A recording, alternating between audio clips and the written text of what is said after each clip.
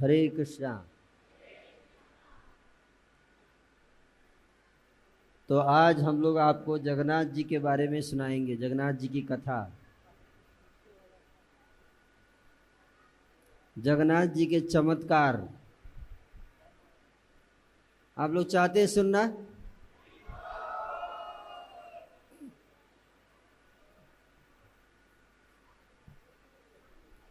जगन्नाथ जी की भक्ति करने के कितने फायदे हैं,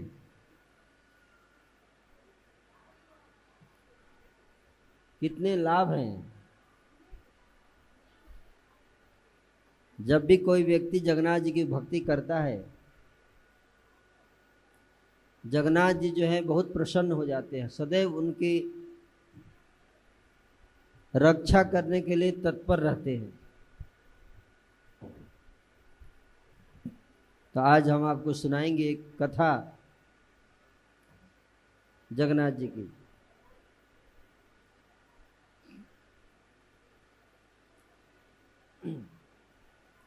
वैसे आज गर्मी बहुत है और इसलिए बहुत सारे पंखे चल रहे हैं और पंखों की आवाज़ें बहुत ज़्यादा आ रही है, इसलिए आपको थोड़ा ध्यान से सुनना पड़ेगा। और वॉलंटियर आगे खड़े हो जाए, आगे ना आने दे किसी को, क्योंकि जब बीच में चलते हैं लोग तो डिस्टरबेंस होता है कथा में, है ना। तो आप लोग बीच में आना जाने का जो कार्यक्रम है थोड़ा बंद कर दीजिए, है ना। जैसे बैट्समैन जब बैटिंग करता है तो साइड स्क्रीन रहता है ना, तो साइड स्क्रीन पे किसी को आने जाने की इजाज़त नहीं रहती है कि नहीं? क्यों ऐसा क्यों? कंसंट्रेशन भंग होता है। तो हमारा साइड स्क्रीन सामने है और लोग आ जा रहे हैं, है ना। तो इससे कथा जो वाचक हैं, जो भगवान की कथा के ऊपर प्रवचन देने वाले हैं, उनका ध्यान भंग होता है। तो इसका ध्यान रखना चाहिए, जहां भी कथा होती है इसका ध्यान रखना चाहिए। जगन्नाथ जी के एक परम भक्त थे, उड़ीसा के राजा थे, जिनका नाम था महाराज पुरुषोत्तम देव। मेरी आवाज आ रही है? नहीं आ रही है? राम मंदिर सुनाई नहीं दे रहा है लोग। पीछे आ रहा है तो आगे नहीं आ रहा है, आगे आ रहा है तो पीछे नहीं आ रहा है। साउंड मैनेजर तो आपको कुछ एक्स्ट्रा दिमाग लगाना पड़ेगा, है ना।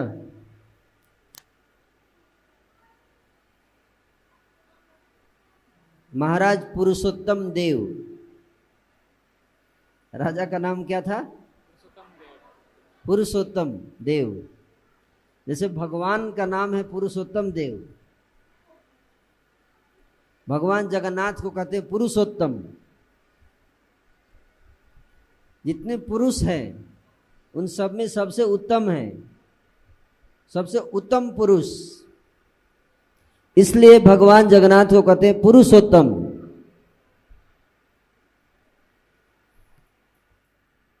और भगवान है इसलिए देव, इसलिए पुरुषोत्तम देव। और इन्हीं के नाम पे, भगवान के नाम पे, पहले के जमाने में लोग अपने बच्चों का नाम जो है भगवान के नाम पर रखते थे, है ना।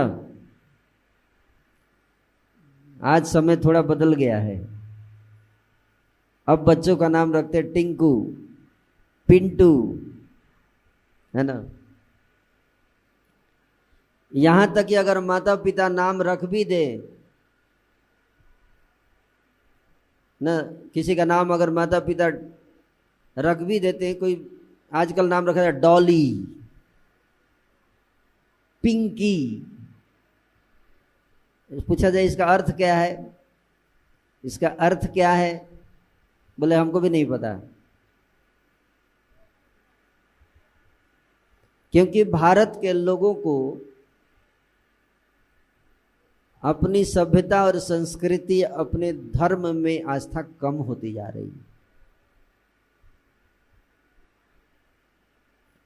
इसलिए वो लोग जो है पाश्चात्य जो संस्कृति है उसका नकल कर रहे हैं, अंग्रेजी नाम रखते हैं, अंग्रेजी नाम रखते हैं, सोचते हैं अंग्रेज विदेशी नाम रखेंगे तो ज्यादा मॉडर्न हो जाएंगे। लेकिन पुराने जमाने में ऐसा नहीं था। पहले लोग अपने बच्चों का नाम भगवान के नाम पर रखते थे, क्योंकि भगवान का नाम चाहे आप जानबूझ के लीजिए चाहे अनजाने में लीजिए, उसका लाभ है। इसका प्रसंग आता है श्रीमद् भागवत में, अजामिल का प्रसंग। अजामिल के ने अपने पुत्र का नाम रखा नारायण। हालांकि उसने पूरे जीवन पाप किया, लेकिन चूंकि उसने अपने पुत्र का नाम रखा था नारायण, तो जब भी बैठता था खाने के लिए तो अपने पुत्र को बोलता था, नारायण आओ, नारायण खाओ, नारायण बैठो, नारायण मेरी गोदी में आ जाओ, नारायण अब सो जाओ। और जितनी बार नारायण नारायण नारायण नारायण नारायण बोलता था, उसको भगवान का नाम याद आता था, उसका लाभ मिलता था उसको। इसलिए आप डॉली डॉली डॉली डॉली डॉली बोलो कोई लाभ नहीं है। और जब उसके मरने का समय आया, यमराज के दूत आ गए उसको ले जाने के लिए, और जब यमदूतों को उसने देखा तो घबरा गया, डर के मारे कांपने लगा और अपने पुत्र नारायण को पुकारने लगा, नारायण, बेटा नारायण, बेटा नारायण, बेटा नारायण, कहाँ हो?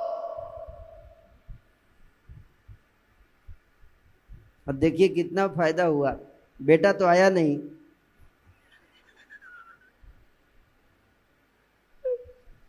भगवान नारायण के 4 दूत प्रकट हो गए।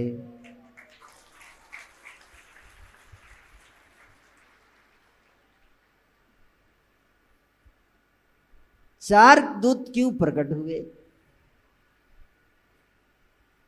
यमदूत 2 थे और विष्णु दूत 4 आ गए। 4 क्यों आए? कहते हैं जब उसने ना बोला तो एक दूत आ गया, जब रा बोला दूसरा दूत आ गया, जब य बोला तीसरा दूत आ गया, और जब ण बोला तो 4 दूत आ गए। नारायण। और अगर आप इस्कॉन के भक्त हैं तो आप क्या बोलेंगे? हरे कृष्णा कृष्णा कृष्णा हरे हरे, हरे राम राम राम हरे हरे। तो 32 दूत आएंगे। कितने? 32 दूत आएंगे आपको ले जाने के लिए। और यमदूतों ने अजामिल की गर्दन में रस्सी का फंदा डाल दिया और उसको घसीट कर ले जा, खींच रहे थे, शरीर से निकाल रहे थे उसको ऐसे, क्योंकि आत्मा शरीर छोड़ना नहीं चाहता। उसके गर्दन में ऐसे बांध के रस्सी और खींच रहे थे, और वो शरीर के अंदर चिपका हुआ, नहीं मैं नहीं जाऊंगा। ऐसे कैसे नहीं जाएगा? लेकिन जब विष्णुदूत प्रकट हुए तुरंत काट दिया रस्सी काट दिया, और फिर यमदूत लोग क्रोधित हो गए। अरे कौन हो तुम? तेरी इतनी हिम्मत कैसे हुई हमारी रस्सी काटने की? तुमको पता है हम यमराज के दूत हैं, आज तक हमारी रस्सी किसी ने नहीं काटी, तुमने क्यों काटी? ये विष्णु दूतों ने कहा हम लोग विष्णु दूत हैं, तुम इस अजामिल को नहीं ले जा सकते। बोले क्यों नहीं ले जा सकते भाई साहब? आपको पता है ये कितना पापी है, कितना पापी है ये, इसने कितने पाप किए पता है आपको? विष्णुदूतों ने कहा पता है, लेकिन वो सब माफ हो गए। कैसे? कोई पाप ऐसे थोड़े माफ हो जाता है, पाप का दंड भोगना पड़ता है तब माफ होगा। अभी तो इसको ले जाएंगे यम लोग, इसकी खूब कुटाई करेंगे, ऐसे थोड़े माफ होगा। और जितने लोगों को इसने कष्ट दिया है उन सब का जो दुख है उसका बदला इसको दिया जाएगा, इसको दंड दिया जाएगा। आप कैसे कह रहे हो कि इसके पाप नष्ट हो गए? और फिर दोनों के बीच में डिबेट हुआ, विष्णुदूत और यमदूतों के बीच में डिबेट होता है, और एक ही व्यक्ति है जो ऑडियंस में बैठकर डिबेट देख रहा हुआ है, जामिल। मुझे लगता है इतिहास का पहला डिबेट श्रीमद् भागवत में दिया गया है, और अजामिल ने उस डिबेट को देख रहा है। मरते समय सोच रहा है जान बची लाखों उपाय, और विष्णुदूत 4 एक साइड में, एक ग्रुप है डिबेट का, 4 लोग हैं, दूसरी तरफ 2 लोग हैं, और डिबेट हो रहा है कि अजामिल को ले जाना चाहिए हम लोग कि नहीं ले जाना चाहिए। और काफी देर तक डिबेट हुआ। अंत में यमदूत हार गए और पैर पटकते हुए चले गए, यमराज के पास गए। यमराज को बताया कि आपने अजामिल को पकड़ के लाने के लिए आदेश दिया था, लेकिन 4 विष्णुदूत आए, उन्होंने अजामिल को बचा लिया। यमराज बोले मुझसे गलती हो गई, मुझे वारंट नहीं जारी करना चाहिए था अजामिल के लिए, क्योंकि अजामिल ने नारायण का नाम लिया। तो आप सब अपने संतान बच्चों का नाम डॉली ट्रॉली मत रखिए, पिंकी टिंकी मत रखिए। नाम रखने के लिए इतने सुंदर सुंदर नाम हैं, जग में सुंदर है 2 नाम, चाहे कृष्ण कहो या राम। इतने सुंदर नाम हैं कि उल्टा भी अगर कोई लेता है तो उसका उद्धार हो जाता है कि नहीं? उल्टा नाम जपत जग जाना, वाल्मीकि भय ब्रह्म समाना। डाकू रत्नाकर था, डकैत था, मर्डर करता था। नारद जी ने उसको उपदेश दिया और नारद जी ने कहा तुम भगवान का नाम लो, बोलो राम। तो वो बोलता था मरा, उल्टा बोलता था। पापी लोगों के मुख से नाम नहीं निकलता है भगवान का, पापी लोगों के मुख से भगवान का नाम नहीं निकलता है। कहते कि भूत पिशाच निकट नहीं आवे, महावीर जे नाम सुनावे। भूत पिशाच जैसे लोग हैं वो लोग भाग जाते हैं दूर जैसे ही नाम संकीर्तन होता है। पापी लोगों के नाम नहीं ले सकते भगवान का। भगवान का नाम उसकी जिह्वा पे ही आएगा जिसके पाप नष्ट हो चुके हैं। तो देखते हैं कि कितने लोगों के पाप नष्ट हो चुके। चलिए एक बार देखते हैं कितने लोग नाम ले पा रहे। बोलिए हरे कृष्णा हरे कृष्णा कृष्ण कृष्ण हरे हरे, हरे राम राम राम हरे हरे। इसका मतलब आप सबके पाप नष्ट हो चुके हैं। तभी आपकी जीवा पर भगवान का नाम है। लेकिन ध्यान रहे आगे से करना मत। नष्ट हो गए हैं, अब नष्ट ही रहने दो, फिर से दोबारा नहीं कर लेना, ठीक है? तो उसी तरह से अपनी संतान का नाम भगवान के नाम से जोड़ कर रखो। उससे आपको बातचीत करते करते भी आपको भगवान का नाम ले हो जाएगा। तो ऐसे ही राजा थे, जगन्नाथपुरी के उड़ीसा के राजा थे, उनका नाम था पुरुषोत्तम देव। और वैसे तो राजा थे, लेकिन जब जगन्नाथ जी की रथ यात्रा निकलती थी तो एक भंगी का ड्रेस पहनकर, भंगी जानते हैं? भंगी जो झाड़ू लगाता है, लेबर का काम करता है जो व्यक्ति, उस लेबर ड्रेस पहनकर, भंगी का वेशभूषा पहनकर, और राजा थे लेकिन वेशभूषा भंगी का पहन के और झाड़ू लगाते थे जगन्नाथ जी के रथ के सामने। कोई सोच सकता है राजा होकर भंगी का भेष क्यों बनाया? क्योंकि हम कितने भी बड़े आदमी बन जाएं, भगवान के सामने हमें अपना ऐश्वर्य नहीं दिखाना चाहिए, नहीं तो वो ऐश्वर्य उसी तरह से लूट जाएगा, बर्बाद हो जाएगा। भगवान के सामने अहंकार नहीं, भगवान के सामने झुक जाना है। पहले के राजा लोग ऐसे होते थे, भगवान के सामने नतमस्तक होते थे, क्योंकि वो जानते थे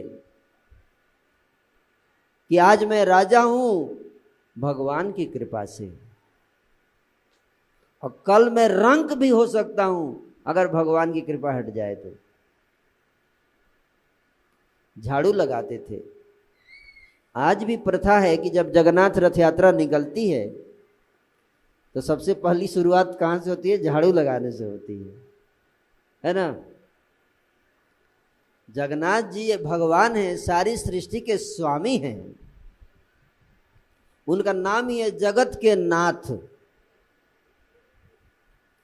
जगत मतलब सारी सृष्टि, उसके नाथ हैं भगवान। उनकी आराधना, उनकी उपासना, उनको प्रणाम, उनकी पूजा सबको करना चाहिए। तो राजा पुरुषोत्तम देव झाड़ू लगाते थे। एक बार राजा पुरुषोत्तम देव कांची की यात्रा की। साउथ इंडिया, दक्षिणी भारत में एक प्रांत है जिसका नाम है कांची, कांचीपुरम। आप लोगों ने नाम सुना होगा, कांचीपुरम।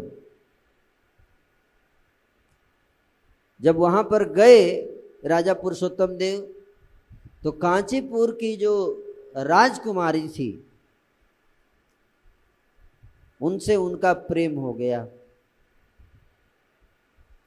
और उन्होंने उनके पिताजी से मिलकर विवाह का प्रस्ताव रख दिया।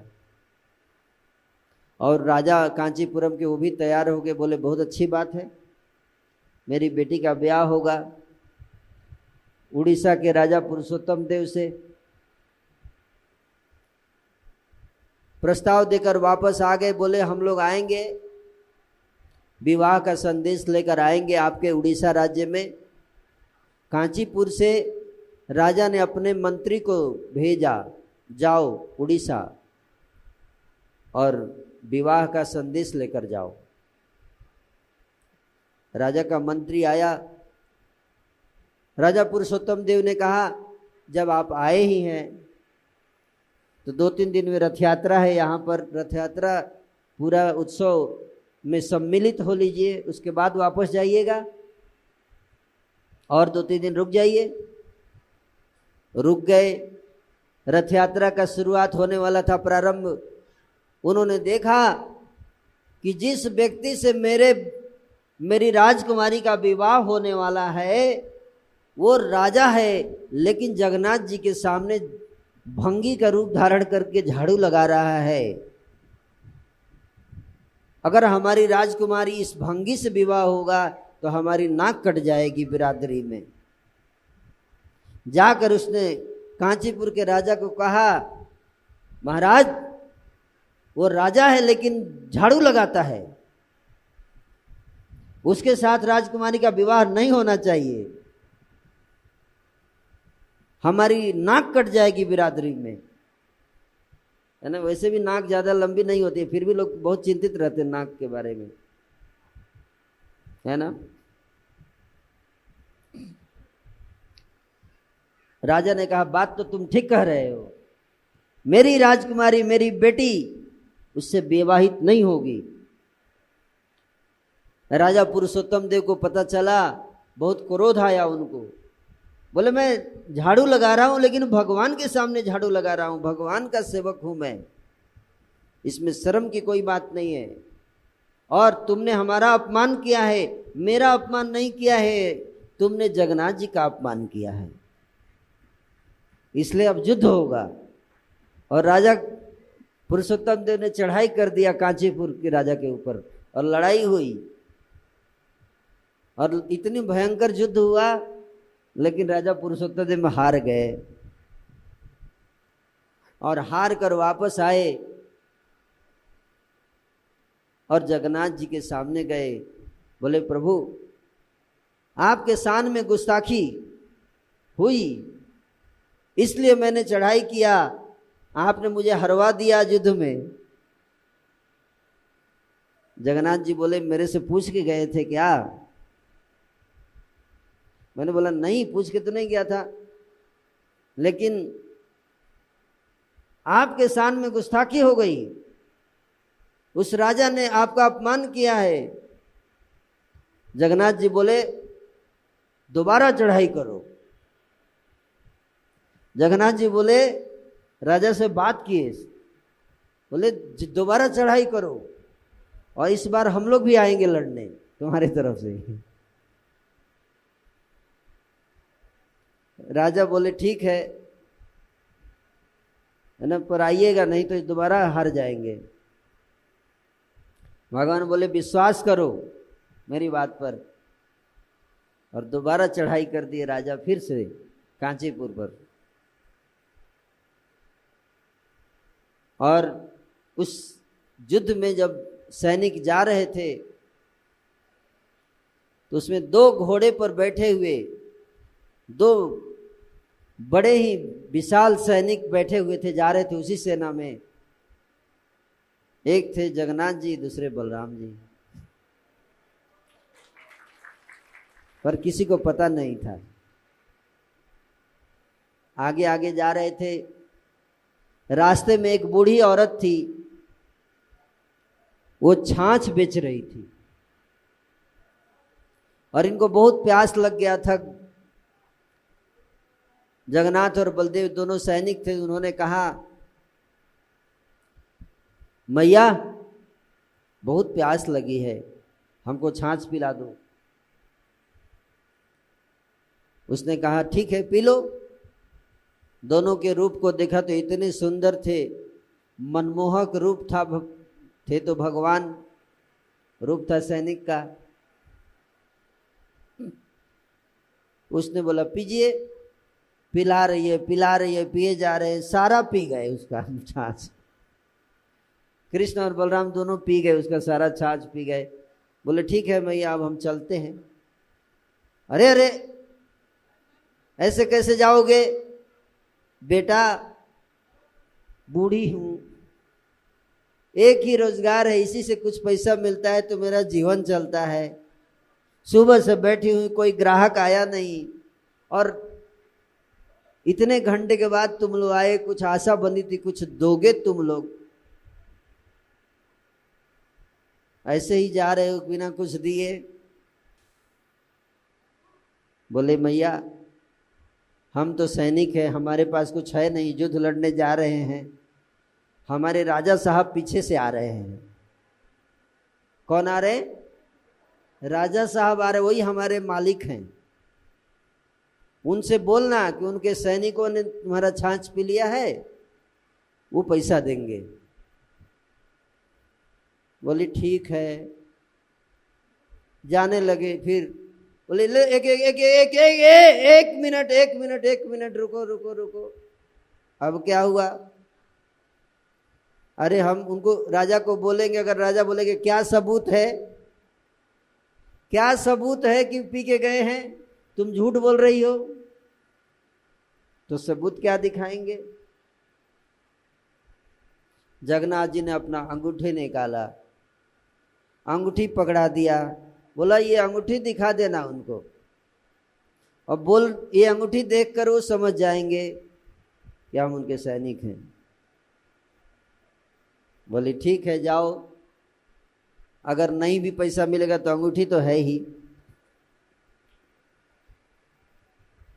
आगे चले गए दोनों, पीछे से राजा आए, बुढ़िया जाके कहती है रुको राजा साहब, आपके सैनिक आए थे दो, हमारा सारा छाछ पी गए, पैसा नहीं दिया। बोला आप देंगे, दीजिए। राजा ने बोला क्या सबूत है? उसने अंगूठी निकाल के ये देखिए, ये उन्होंने दिया। बोला ये दिखाना, राजा को देखते ही पहचान जाएंगे। राजा ने अंगूठी देखते ही आश्चर्यचकित हो गए, अरे ये अंगूठी तुम्हारे पास कहां से आई? ये तो वो अंगूठी है जो मैंने जगन्नाथ जी को दिया था। जगन्नाथ जी की अंगूठी तुम्हारे पास कैसे आई? बोले, बुढ़िया बोलती है वो अंगूठी तो अब कैसे आई वो मुझे नहीं पता है, मेरे को तो पैसा चाहिए। उन्हीं दो सैनिकों ने दिया है, उन्होंने कहा था तुम अंगूठी दिखाना, राजा समझ जाएंगे। तो राजा को लगा कि वास्तव में जगन्नाथ जी युद्ध में आ गए हैं, और जगन्नाथ जी ने अंगूठी दिखाकर राजा को संदेश दिया कि हम दोनों तुम्हारे सैनिकों के बीच में ही हैं, तुम चिंता मत करो, जाओ तुम युद्ध जीतोगे। और राजा बड़े खुश हो गए। अभी तक तो घबराहट हो रही थी, पता नहीं क्या होगा, जगन्नाथ जी आएंगे कि नहीं आएंगे लड़ाई में, कहीं भगवान भूल तो नहीं गए, फिर से पिट जाएंगे, फिर से हार जाएंगे। और राजा बड़े उत्साह में गए युद्ध लड़ने। उनको पता था कि इस बार हमारे सैनिकों के बीच में कौन है, जगन्नाथ जी हैं और बलराम जी हैं, दोनों हैं। और युद्ध हुआ और उस युद्ध में राजा विजयी हुए। और कांचीपुर के राजा को बंदी बनाकर और उनकी बेटी राजकुमारी पद्मावती को भी जबरदस्ती उठाकर लेकर आए गए जगन्नाथपुरी। और राजा को बहुत क्रोध था क्योंकि जगन्नाथ जी का अपमान हुआ था। उन्होंने कहा अब राजकुमारी का विवाह भंगी से करूंगा, अब मैं विवाह नहीं करूंगा इससे, क्योंकि इसके पिता ने जगन्नाथ जी का अपमान किया, इसलिए इसका विवाह होगा किससे, भंगी से होगा। लेके आओ राज का भंगी। राजकुमारी रोने लगी। फिर बाद में जगन्नाथ जी ने राजा को सपना में कहा कि नहीं, तुम राजकुमारी से विवाह करो। तो हम देख सकते हैं कि जगन्नाथ जी के सामने अगर हम भंगी बनते हैं, झाड़ू लगाते हैं, तो जगन्नाथ जी हम पर कृपा करते हैं। भगवान, हम कितने भी बड़े हो जाएं, भगवान के सामने हम बड़े तुच्छ हैं, हमारी कोई बिसात नहीं है। भगवान चाहेंगे तो एक मच्छर से हमको मार देंगे, खत्म कर देंगे, है कि नहीं है? एक मच्छर आएगा, 1 सेकंड में खत्म कर देगा आपको। मच्छर भी तो बहुत बड़ा है, कोरोना का एक वायरस जो दिखाई भी नहीं देगा आपको खत्म कर देगा। इसलिए भगवान के सामने ज्यादा दादागिरी नहीं दिखाने का, बहुत विनम्र रहना चाहिए, बहुत विनम्र। उनका सेवक दास दासानुदास के भाव में रहना चाहिए, उनकी पूजा करनी चाहिए, उनकी आराधना करनी चाहिए, बार बार उनके चरणों में सिर झुकाना चाहिए। ऐसे ही एक कथा है, एक मुस्लिम भक्त की। जगन्नाथ जी का एक भक्त था जो मुसलमान था। उस समय, आज से लगभग 500 वर्ष पहले की घटना है ये, जो उड़ीसा और बंगाल में एक मुस्लिम शासक था जिसका नाम था लाल बेग। बहुत दुष्ट था वो। तो वो अपनी सेना को लेकर जा रहा था उड़ीसा पर चढ़ाई करने के लिए। और उड़ीसा में जब पहुंचा तो उसने एक ब्राह्मण विधवा स्त्री को देखा। और ये यवन जो है बड़े दुष्ट होते हैं। उसके हृदय में काम वासना आ गई और उसने उस स्त्री को जाकर कहा कि तुम मुझे अपना पति स्वीकार करो। वो स्त्री जगन्नाथ जी की पूजा कर रही थी। उसने कहा यह संभव नहीं है, चाहे तुम मेरे प्राण ले लो, चाहे तुम मुझे टुकड़े टुकड़े कर दो, लेकिन तुम्हारा ये प्रपोजल मैं कभी स्वीकार नहीं करूंगी। लाल बेग बोला, तुम्हारा तो टुकड़ा नहीं करूंगा, लेकिन ये जितने हिंदू हैं यहां पर, अगर तुम तैयार नहीं हुई विवाह करने के लिए तो सारे हिंदुओं को कत्लेआम करूंगा, एक को भी नहीं छोड़ूंगा और ईंट से ईंट बजा दूंगा। और तुम्हारा भगवान जगन्नाथ है उस पर भी चढ़ाई करूंगा जाकर मंदिर पर, और मंदिर को तोड़ूंगा।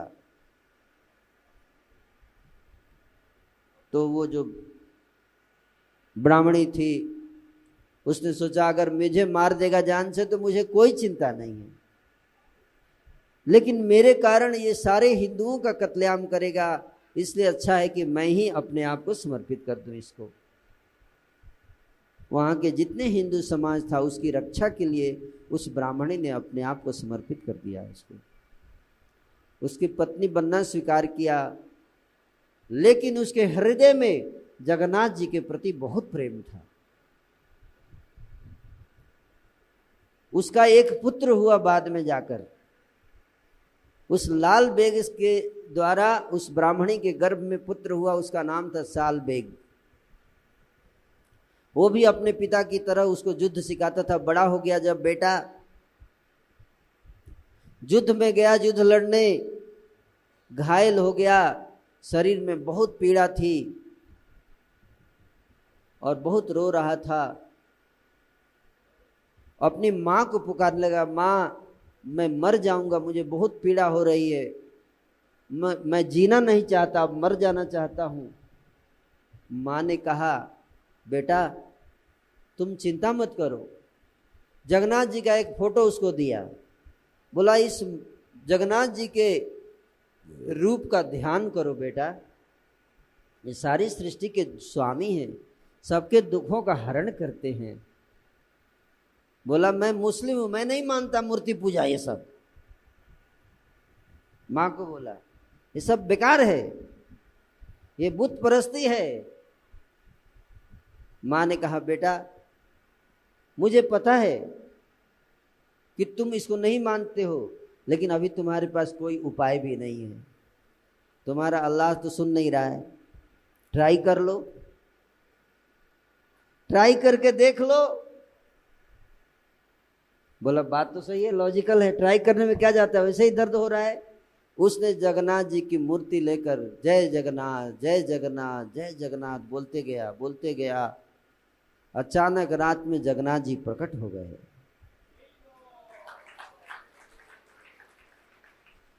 जगन्नाथ जी को उसने देखा, भगवान आ गए। आकर उसके सिर पर जगन्नाथ जी ने ऐसे हाथ फेरा और बोला, तुम चिंता मत करो, तुमको कुछ नहीं होगा। और ऐसा कह के जगन्नाथ जी अप्रकट हो गए। और जैसे ही जगन्नाथ जी ने हाथ फेरा, उसके सारा दर्द खत्म हो गया, सारा रोग ठीक हो गया। और वो अपनी माँ के पास गया, बोला माँ भगवान जगन्नाथ आए थे, उनकी ऐसी कृपा हुई मेरे ऊपर, तुम सही कह रही थी कि भगवान जगन्नाथ जो हैं वो आज भी है, उनकी कृपा मुझे प्राप्त हुई है। ये जो मुझे जीवन प्राप्त हुआ है, मैं मरने वाला था, अब ये मुझे दोबारा जो जीवन मिला है, अब ये पूरा जीवन जगन्नाथ जी की सेवा में लगेगा। और वो अपना घर परिवार राज्य सब त्याग कर जगन्नाथ जी का महान भक्त बन गया और वृंदावन आकर रहने लगा। और उसने कई सारे गीत लिखे हैं उड़िया में, जगन्नाथ जी की प्रशंसा के लिए भजन लिखे हैं उसने। वो मुसलमान घर में था, मुस्लिम था, लेकिन वो जगन्नाथ जी का भक्त बन गया।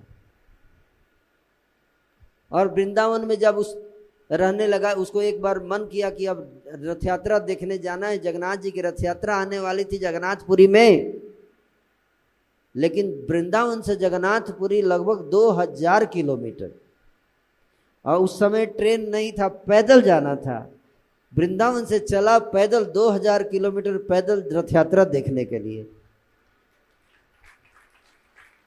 आपको 2000 किलोमीटर नहीं चलना है। आपके गुड़गांव में रथ यात्रा हो रही है, आपको ज़्यादा से ज़्यादा 10-12 किलोमीटर आना होगा। सब लोग आ जाइएगा। साल बेग जो है 2000 किलोमीटर चलने के लिए ठान के निकला, लेकिन उसको लगा कि रथ यात्रा का जो डेट था वो पहुंच गया और काफ़ी दूर था। वो रोने लगा कि जगन्नाथ जी आए, उनको रथ पे मैं नहीं देख पाऊंगा। प्रार्थना करने लगा, हे प्रभु मुझे आपको रथ पे देखना है, दर्शन करना है। दौड़ते हुआ रथ, लेकिन देर हो गई। इधर जगन्नाथ जी अपने मंदिर से निकलकर जा रहे हैं और अचानक उन्होंने देखा मेरा भक्त सालबेग आ रहा है, रास्ते में है, रो रहा है। जगन्नाथ जी वहीं पर रुक गए रथ रुक गया, हाथी घोड़ा लगा दिया गया रथ को खींचने के लिए। किसी को समझ में नहीं आ रहा है रथ क्यों नहीं चल रहा है। आज भी रथ रुक जाता है कभी भी जगन्नाथ जी का, और कितना भी जोर लगाइए नहीं हिलता है। कभी कभी ऐसा होता है, जगन्नाथ जी का रथ पूरा रुक गया, वहां पर जा ही नहीं रहा है। किसी को समझ में नहीं आ रहा है क्यों रथ रुक गया। और पूरे एक दिन रुका रहा रथ। अगले दिन तक रथ रुका रहा, और साल बेग जब पहुंचा उसको लगा कि जगन्नाथ जी तो जा चुके होंगे, अब देख नहीं पाऊंगा। लेकिन गए तो देखे, सबसे पता चला कि जगन्नाथ जी का रथ रुका हुआ है। जैसे ही साल बेग जगन्नाथ जी के सामने गया, रोने लगा, हे प्रभु, आपने मेरे एक तुच्छ व्यक्ति के लिए अपना सारा रथ रोक दिया। हे भक्त वत्सल, हे प्रभु जगन्नाथ, सत्य में कहा गया है कि आप अपने भक्तों के वत्सल है, भक्त वत्सल आपका नाम सत्य है। और रोने लगा भगवान को, और दर्शन किया, और तब फिर रथ चालू हो गया, आगे बढ़ गया। ऐसी अद्भुत अद्भुत घटनाएं हैं, जगन्नाथ जी की अद्भुत लीला है। ऐसी लीलाएं हैं तो कोई पूछ सकता है, अरे जगन्नाथ जी जब हमें अपने भक्त की रक्षा करने के लिए सदैव तत्पर रहते हैं, तो हम लोगों की रक्षा क्यों नहीं करते। आज समाज में इतना अपराध हो रहा है, इतना अधर्म हो रहा है, इतना भ्रष्टाचार हो रहा है, तो जगन्नाथ जी क्यों नहीं आते, क्यों नहीं रोकते ये सब। जगन्नाथ जी को ये सब से कोई मतलब नहीं है। जो जैसा करेगा वैसा भरेगा।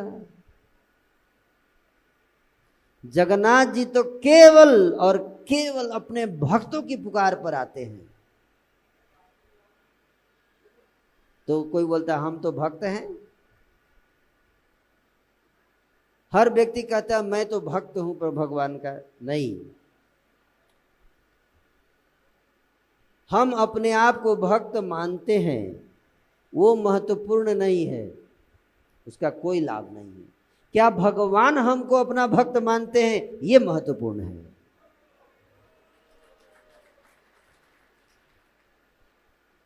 वैसे तो सारा संसार बोलता है हम ठाकुर जी के भक्त हैं, लेकिन प्रमाण पत्र कौन देगा, सर्टिफिकेट कौन देगा कि हम भक्त हैं कि नहीं है, ये तो भगवान ही देंगे। वो सब जानते हैं कि कौन कितना मुझे याद करता है,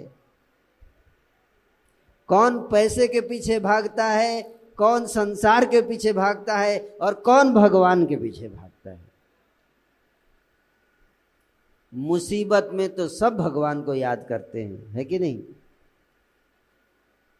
साल बेग ने भी याद किया, लेकिन साल बेग के कारण भगवान नहीं आए उसको बचाने के लिए।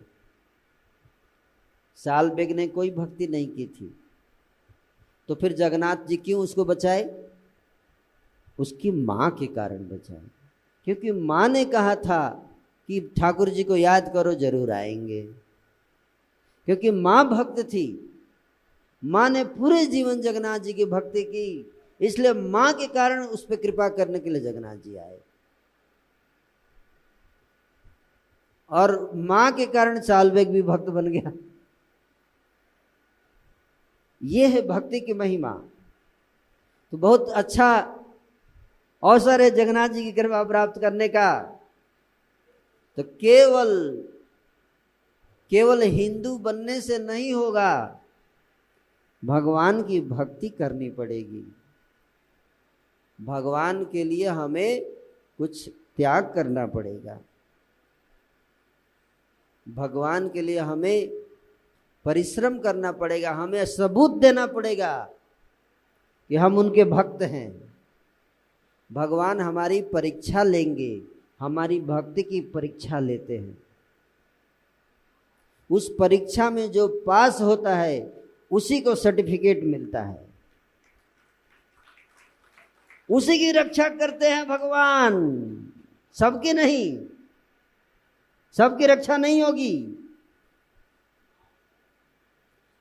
इसलिए एक संत ने कहा, दैन्य आत्मनिवेदन गुप्तृत्वे वरण अवश्य रक्षिबे कृष्ण विश्वास पालन भक्तिरनुकूल मात्र कार्य रस्वीकार भक्ति प्रतिकूल भाव वर्जन अंगीकार। आज हिंदू मंदिर नहीं जाते, सिनेमा घर जाते हैं। सिनेमा घर हाउसफुल रहता है और मंदिर खाली है कि नहीं? सत्य बात है कि नहीं? मंदिर जाते हैं साल में एक बार, जन्माष्टमी के दिन, और सिनेमा घर हर सप्ताह। एक व्यक्ति से कहा हमने, रोज भगवान का नाम लिया करो। बोलता है हमारे पास टाइम कहाँ है, हम बहुत बिजी हैं। आप लोग तो सन्यासी हैं, आपके पास करने के लिए कुछ है नहीं, तो आप लोग नाम जप करते हो। हम तो गृहस्थ हैं, बहुत व्यस्त हैं, हमारे पास समय कहाँ है। हमने उनसे एक प्रश्न पूछा, मैंने पूछा कभी आईपीएल का मैच देखे हैं? हाँ देखा हूँ टीवी पर। मैं बोला आईपीएल के मैच में स्टेडियम में कितने लोग बैठे होते हैं? 1 लाख। 1 लाख लोग। आईपीएल का मैच 4 घंटे का होता है और 2 घंटे आने जाने में, टोटल 7-8 घंटे लगते हैं एक मैच को देखने के लिए।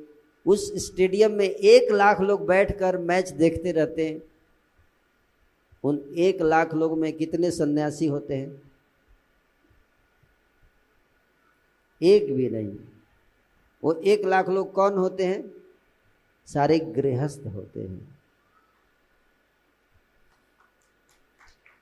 अगर गृहस्थ को 8 घंटे क्रिकेट मैच देखने के लिए टाइम है, उसको मंदिर जाने के लिए टाइम नहीं है, उसको भगवान का नाम लेने के लिए टाइम नहीं है, और वो चाहता है कि भगवान उसकी रक्षा करे।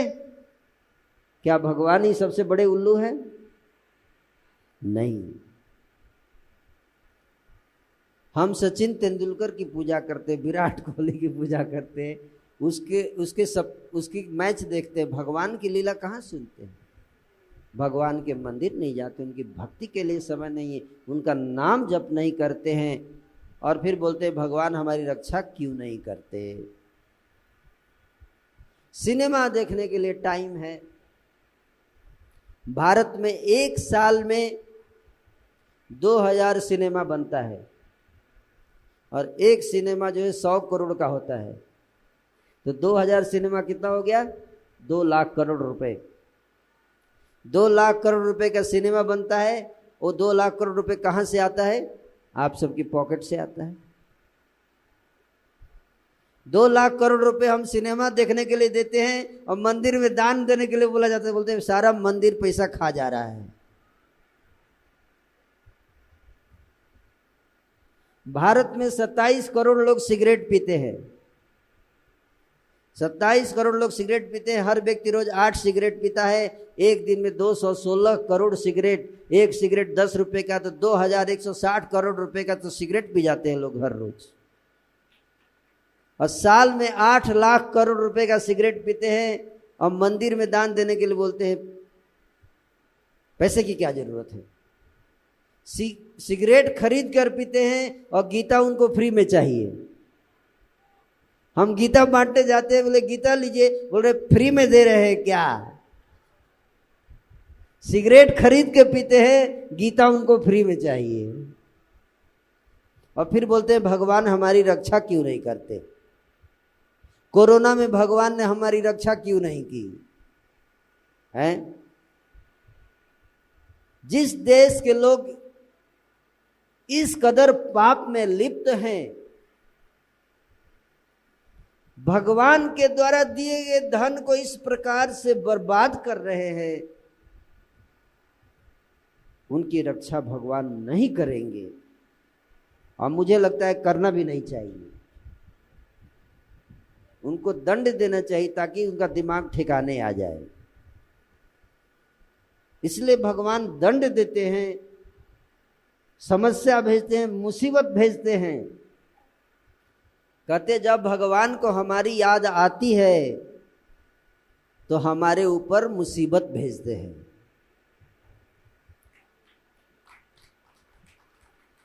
कम से कम इस बहाने तो मेरे दरबार में आएगा, हे प्रभु रक्षा कीजिए। नहीं तो कौन याद करेगा भगवान को? कौन भगवान के पास आएगा? कोई नहीं आएगा, है ना। इसलिए भगवान जब हमको याद करते हैं और हम उनको याद नहीं करते हैं तो कोई रास्ता नहीं बचता। इसको दिमाग ठीक करना है तो थोड़ा बीमारी भेजना पड़ेगा, समस्या भेजनी पड़ेगी, तभी आएगा ऊंट पहाड़ के नीचे। तो आप लोग चाहते हैं कि भगवान मुसीबत भेजे?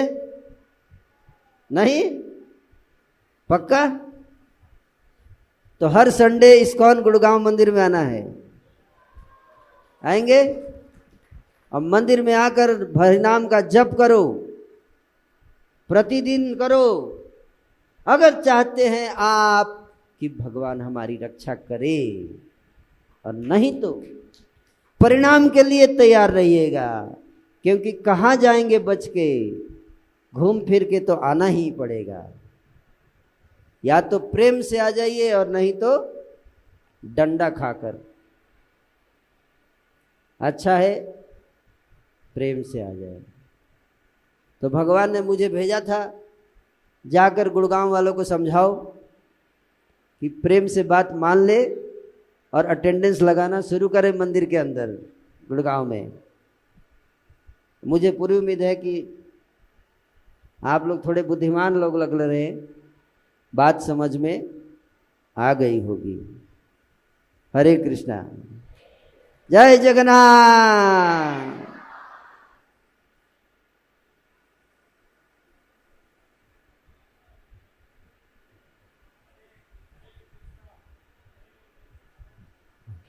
हरे कृष्णा। तो आप सब लोगों को कथा कैसा लगा? बहुत लोग पूछते हैं कि आप प्रभु जी गोल्ड मेडलिस्ट हैं। गोल्ड मेडलिस्ट मतलब अपने विषय में सबसे टॉप की जगह वहाँ आईआईटी में, जहाँ पे सब लोग अपने बच्चों को एडमिशन कराने के लिए छटपटाते हैं, बौखलाते हैं, वहाँ प्रभु जी पढ़े, गोल्ड मेडल प्राप्त किए, अच्छा नौकरी किए और त्याग किए। क्यों? ताकि इतने समझदारी के साथ हम सब लोगों को पढ़ा पाएं। तो ये भक्ति को भी सिखा रहे हैं। तो हम लोग प्रभु जी का बहुत बहुत धन्यवाद करेंगे। हरे कृष्णा कृष्णा कृष्णा हरे हरे, हरे राम राम राम हरे हरे। किसी भक्त का यदि कोई प्रश्न हो प्रभु जी तो ले सकते। कोई प्रश्न कोई पूछना चाहते हैं? किसी का कोई प्रश्न है जो प्रभु जी से? यस, हरे कृष्ण। हरे कृष्णा प्रभु जी। प्रभु जी मुझे बस एक अंदर से मेरे आता है कि हम अपनी रक्षा के लिए भगवान को याद करें। क्या ये सेल्फिशनेस नहीं है कि हमारे को बचाया जाए, हम अच्छे से रहें, इसीलिए क्यों भगवान को याद करना है? भगवान को तो वैसे ही याद करना चाहिए ना। बहुत अच्छा प्रश्न है आपका। सेल्फिशनेस, भगवान हमारी रक्षा करें, ये तो स्वार्थ है ना, इसलिए भक्ति करें। भगवान तो हमारी रक्षा कर ही रहे हैं, चाहे आप भक्ति करें या ना करें। आपको खाने के लिए भोजन, हवा सब कुछ सप्लाई हो रहा है ना। आप देखो जो नास्तिक होता है उसको भी भगवान भोजन की व्यवस्था करते हैं, चाहे हम भक्ति करें या ना करें। भगवान हमारी रक्षा करते हैं, लेकिन जो पाप करते हैं उनको दंड देते हैं। तो हमने अगर कोई पाप कर रखा है और उसका भयानक परिणाम होने वाला है, तो हमें भगवान से ये प्रार्थना कर सकते हैं कि हे प्रभु, अगर आपको लगे कि इस पाप से मुक्ति हो जाए तो हम आपकी भक्ति में और गंभीरता से लग सकते हैं, तो आप हमें उससे मुक्त करें ताकि हम आपकी भक्ति और सुदृढ़ता से कर सकें। अपनी भक्ति का वर्धन करने के लिए हमें भगवान से प्रार्थना करनी चाहिए और संकटों से रक्षा करने के लिए भी। बहुत सारे ऐसे भक्त हैं जो संकटों से रक्षा करने के लिए भगवान की शरण में आए, जैसे गजेंद्र था, जैसे द्रौपदी थी। जब दुशासन उसके वस्त्र को खींचने लगा और किसी ने उसकी सहायता नहीं की, तो द्रौपदी ने अंत में भगवान के लिए पुकारा। उसमें कोई गलती नहीं है। भगवान को नहीं पुकारेंगे तो किसको पुकारेंगे? हमारा और कौन है इस संसार में?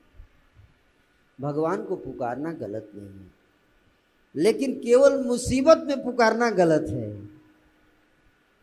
भगवान को आनंद आता है जब कोई पुकारता है उनको। यहाँ तक कि ब्रजवासी भी पुकारते थे। जब भी कोई राक्षस आता था पुकारते थे, हे कृष्ण, हे राम, हमारी रक्षा करो। क्योंकि जब व्यक्ति मुसीबत में होता है तो किसको पुकारता है? जिसको अपना मानता है।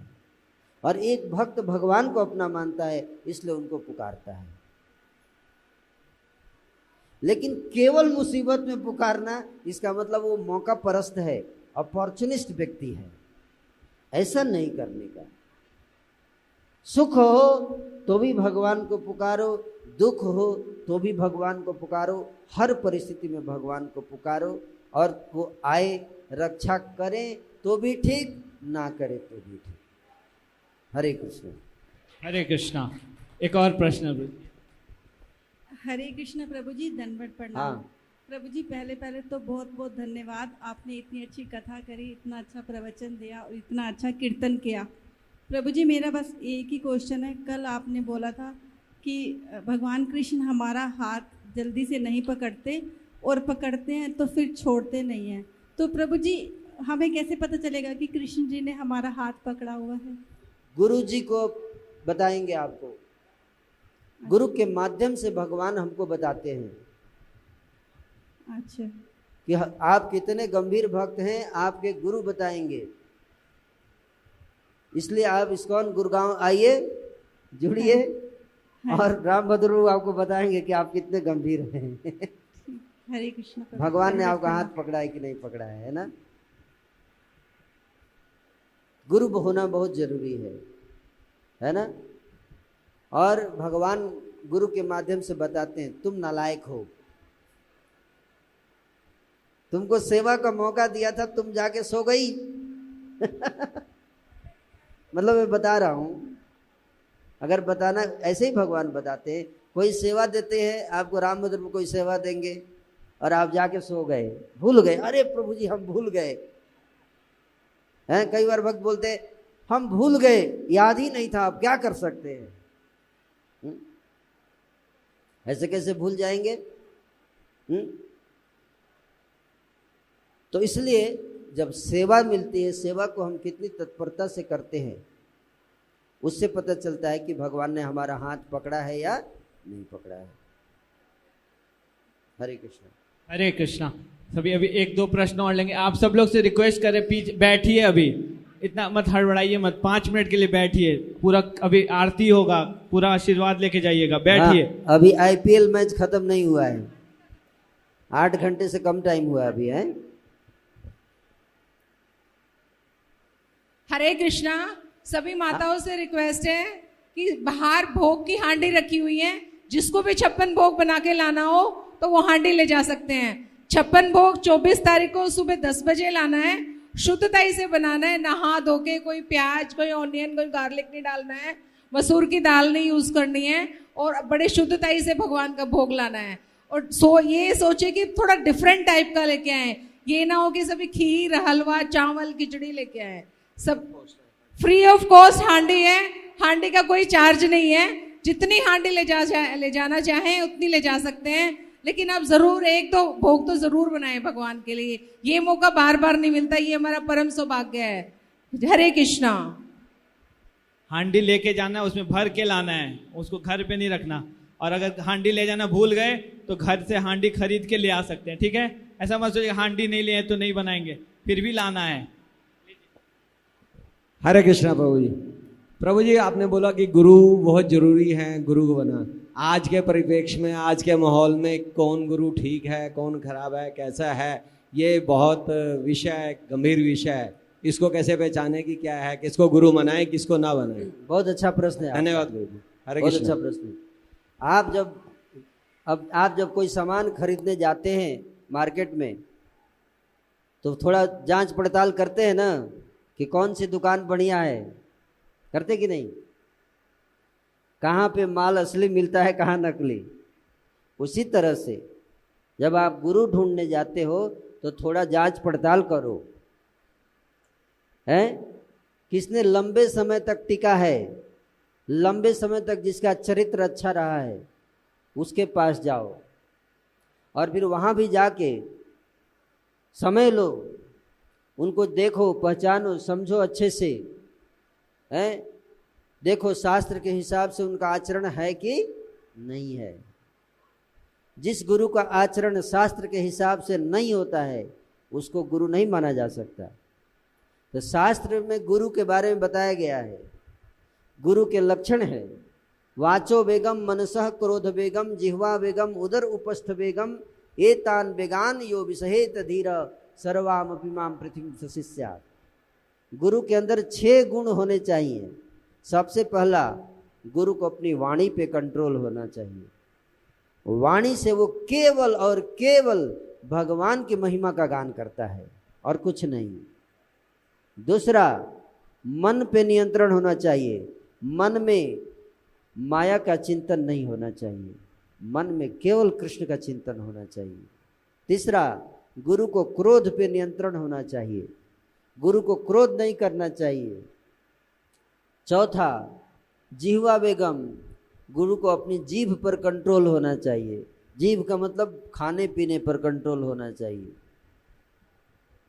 पांचवा, उदर वेगम, पेट पे कंट्रोल होना चाहिए। आप बोलोगे जीभ जब हो ही गया तो पेट की क्या जरूरत है? जीभ मतलब टेस्ट और पेट मतलब क्वांटिटी। गुरु को कम खाना चाहिए। और सबसे अंत में उपस्थ वेगम, गुरु को अपनी काम वासना पर पूर्ण नियंत्रण होना चाहिए। ये 6 गुण जिसके अंदर हैं वो जो है वो शिष्य बनाने के योग्य है। और हर व्यक्ति को देखना चाहिए उसका ये 6 चीज नियंत्रण में है या नहीं है। अगर नहीं है तो गुरु मत बनो। और शिष्य की भी जिम्मेदारी बनती है। जैसे इस्कॉन संस्था है तो इस्कॉन संस्था में, इस्कॉन की जो संस्था है उसमें हमारी जो कमिटी है वो देखती है कि कौन जो ऐसा व्यक्ति है जो 40-50 वर्षों तक उसने इन 6 चीज़ों पे कंट्रोल किया, उसी को गुरु बनाया जाता है, उसी को शिष्य बनाने का अधिकार दिया जाता है। इस्कॉन ऐसा नहीं है कि एक संस्था है, एक व्यक्ति है अपने को गुरु क्लेम कर दिया, ऐसा नहीं। इस्कॉन में एक कमेटी है जो इस्कॉन का चलाती है, और जो व्यक्ति इन नियमों का पालन लंबे समय तक करता है उसी को गुरु अपॉइंट किया जाता है, सबको नहीं।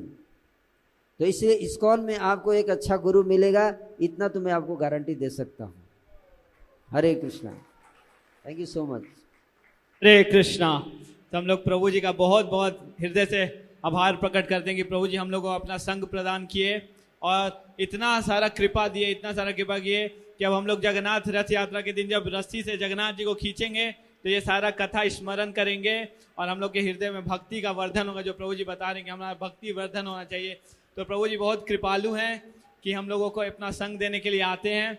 तो जब भी प्रभु जी आते हैं आप सब लोग मंदिर आए कीजिए, क्योंकि आप लोग बहुत सारा चेहरा ऐसा है जो मंदिर में कभी नजर नहीं आता। तो आप लोग बादशाहपुर मंदिर आया कीजिए ताकि आप लोगों को ये कृपा हमेशा मिलता रहे, मिलता रहे, मिलता रहे।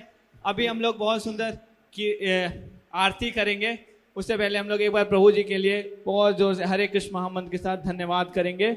हरे कृष्णा कृष्णा कृष्णा हरे हरे, हरे राम राम राम हरे हरे।